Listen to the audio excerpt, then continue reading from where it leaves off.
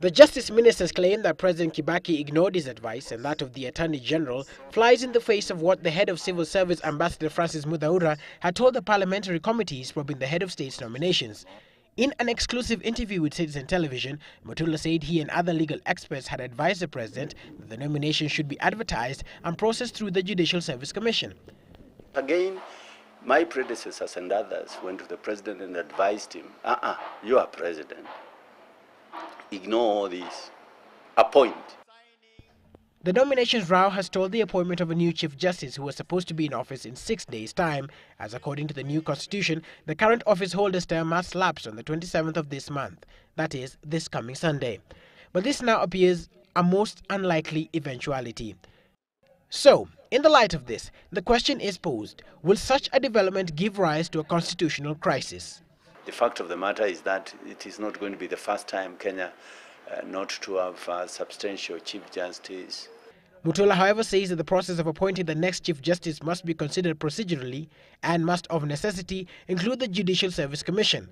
He says that the positions must be advertised for the applicants to make their submissions before they are shortlisted by the Judicial Service Commission and handed over to the principals to haggle over. So what happens next? In the meantime, constitution experts say that a senior judge is likely to be picked to discharge the duties on an acting capacity. The President's chief legal advisor, Attorney General Amos Wako, has also openly disagreed with the appointing authority over the nomination process. Wako says the Judicial Service Commission should have been involved in the nomination of the next Chief Justice. He also conceded that there was a violation of the Constitution.